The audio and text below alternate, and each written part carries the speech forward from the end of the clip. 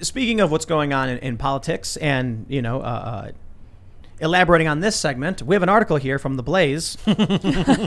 Will Joe Biden and Ibram Kendi save no-vax blacks from jab crow attacks? By Delano Squires. So, but this is the general idea, I guess, is around around voter ID being racist. But now they're demanding IDs in New York. Do you want to just tell us what the article's about? Sure. So, article's about a couple things. One, I started off thinking about Ibram Kendi and his assertion that any policy that produces disparate or inequitable outcomes is in and of itself racist. So if there's a particular public policy and it impacts black and Hispanic people more than whites and Asians, then that policy is racist.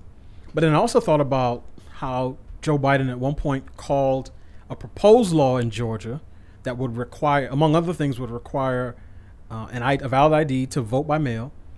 He said that law made Jim Crow look like Jim Eagle. And I said, oh, okay.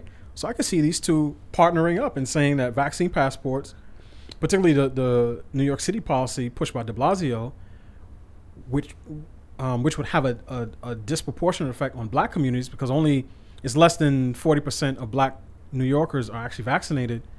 I expect Ibram Kendi and Joe Biden to both say that jab crow is totally unacceptable in America in 2021. That's brilliant. And that this policy that is going to produce disparate, racial outcomes is in and of itself racist, right? And Ibram Kendi, if he did that, that would mean he would be calling some of his biggest supporters on the left racist, the people who are pushing this. And I'm just curious as to whether or not these two will stand on principle or whether they will sacrifice their sacred cow of racial equity on the altar of political pragmatism. They're not going to come out and say anything. No, they're not. I love the jab crow, though. That was brilliant. Yeah. But Joe Biden might. But he might not not legitimately. What might happen is because of the backlash, he might then be like, oh, yeah, well, we're always saying ID. You can't do that. So in this instance, if there's enough outrage, then he might just find it as an excuse to be like, oh, here's why I oppose it. It's not about vaccines. He can save face in that regard. Right. And say, oh, I am for people getting the vaccine and, wanting to have that security, but, we can't have IDs to get in buildings. Yeah. But I think part of the issue, and this is why you see the media pushing the narrative of the unvaccinated being white evangelical Trump voters, because they don't want to tell the truth, which is nationally, again, black Americans have lower rates of vaccination than other groups.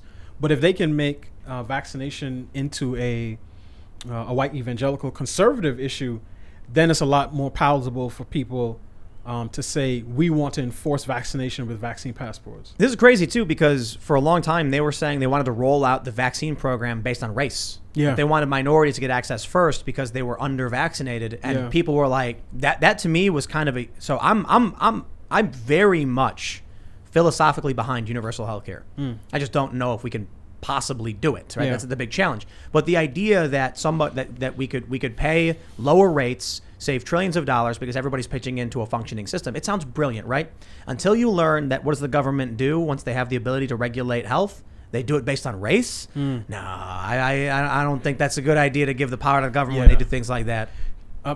So one of the things I talk about in the article, right, is, when I get serious and I get past the sort of tongue-in-cheek stuff about Jab Crow, is this is actually a perfect example of why Ibram Kendi's philosophy of anti-racism and racial equity will never work. Because what you've seen in this rollout is, to your point, whether people agree with it or not, an emphasis on providing vaccine access to low-income black and Hispanic communities, all-out public awareness campaigns to get those communities vaccinated, making the vaccine free to everyone, putting vaccine centers right in the heart of communities. In the neighborhood I was living in DC, there was one by the grocery store, that they're at CVS's all over the place, and you still see different rates by group in terms of vaccination. So one of the things I talk about is a principle. I call it Squires principle because that's what people do. They name stuff after themselves. And it's fairly simple. The premise is this, that government control has a direct relationship with the perceived success of any policy, but individual agency has an inverse relationship. because the government is good at certain things. The government can say, we want to build new rec centers in all the low-income neighborhoods. They have the resources. They have the political will. They can do that. What they can't do is guarantee that we're going to reduce diabetes and hypertension by 75%, because that has to do with how people eat, how they exercise, and how they rest. Now, they can do things on the periphery, but ultimately, the more policy requires individual agency, the less successful it's going to be from the government's perspective. Well, so you still have the black community less vaccinated than other racial demographics, even with all of these programs. Correct. So there's no policy solution, is there? It's cultural, or what is it? Part of it, and I know people who work in government don't like to hear this, but sometimes people don't want the things that you want to give them for one reason or the other. Because as adults, as rational adults, people make decisions. They may say the risk of me getting COVID and a serious bout of COVID and, the worst type of symptoms is not worth me, taking this particular vaccine. Now, we may agree with the decision or not, but it's their decision. But that's something that the left has a hard time with, right? They think if we think it's a social good, everybody else should. And instead of trying to persuade, be honest about facts, answer questions honestly, take a nuanced approach, they say, you know what? We're done with the era of persuasion. We're into coercion and force. And that's what the vaccine passport is. That was a good point you made about how if they feel it's a social good, everyone else must as well. It's bigger than that. It's that they believe their worldview is the same within every single person. Yes. And so to them, here's one I often bring up, which plays your point as well. If I was given a free place to live, I'd take it. Therefore, all homeless people need only be given a free place to live, and homelessness is solved. Right. Except I've worked with homeless shelters, and you know what you get most of the time when you go to a homeless person and offer my shelter? So No. Sir, we have a vehicle waiting for you right here. And they're like, I got stuff. I got friends. Right. This is where I live. Right. I don't know you. I don't want to be anywhere near you. I don't care about your house. People who are used to living outside are not, I guess you've got young people. They're naive. And they must genuinely believe, like, well, who wouldn't want to have a bed to sleep in? Some people like their sleeping bag under a bridge. I'm not exaggerating. I'm not saying it's a good thing. But that's what they know. That's what they're used to. And they feel safe there. And so the left just assumes every homeless person is actually just a down on their luck, out of work, laid off guy holding a sign saying, we'll work for food. Lack of affordable housing. Right. And so the solutions they often offer up are, hey, how about we put vaccination centers in all of the black neighborhoods? That way they'll get vaccinated. And then they don't, because they're not actually addressing the community's needs or desires in any meaningful way other than just some bland policy position that doesn't solve the problem. Yeah. It's not like it's a black person, white person thing. They horribly guffed this whole COVID experience for every human. Like, I don't think it's has anything to do with race about how we are questioning.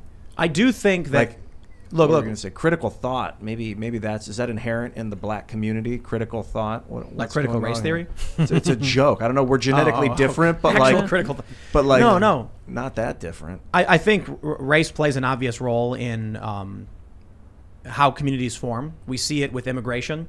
People choose to move to areas where, you end up with a Chinatown, you end up with a Little Italy. Yeah. Maybe it's not. Maybe race isn't not the right word. Maybe ethnicity it's or not something. Race. Yeah, we're the same race. Or culture is probably a better right? familiarity. Probably is a better way to put it. So I know in the beginning, a lot of the talk around quote unquote vaccine hesitancy was around, you saw articles on the Tuskegee experiment and the history of black communities with the healthcare professions. I'm not saying some of that doesn't exist, right? But again, people make decisions for all types of reasons. I don't think every black person who doesn't want to get the shot is doing it because of the Tuskegee. I don't think they're doing it because they don't have access to it. Some people just say, I don't want it. But for whatever reason, that's an answer that some of our elected officials just cannot stomach. They won't allow it. No, these people, they must be vaccinated. And that's why you see, actually this morning, this was going around on Twitter, Ari Melber was quoting the Notorious B.I.G., a song from way back. He was talking about, what's beef and talking about you'll end up in the ICU. And Ari Melber was trying to link that to not getting the shot, because if you don't get the shot and you get COVID, you may end up in the ICU. And a lot of people, who I follow on social media were like, what is this guy talking about? I mean, it was bad, this dude. Is, to appropriate Biggie's lyrics to push, your particular agenda is not something that is going to convince anyone. So again, I can't answer for why everyone chooses not to do it, but to your point, people should consult their medical professionals, and they should make a decision that makes sense for them. I agree with you. I don't think most of the problems that we talk about as racial problems are racial problems. I come with a biblical worldview. I believe there's one race, many ethnicities, many nationalities, but in our country, that's the way we tend to think about things. And I think people like Ibram Kendi have made that even worse. And that's why it was a shot at him. It was sort of tongue in cheek. I just want to see if he's going to stand on his own principles. My guess is that he won't. Yeah, I'd agree with that. I'd make a gentleman's bet. He will not. It's an industry to protect. Yeah, you know? Yeah. The grievous industrial complex. Yeah, that's good. Did you come up with that one?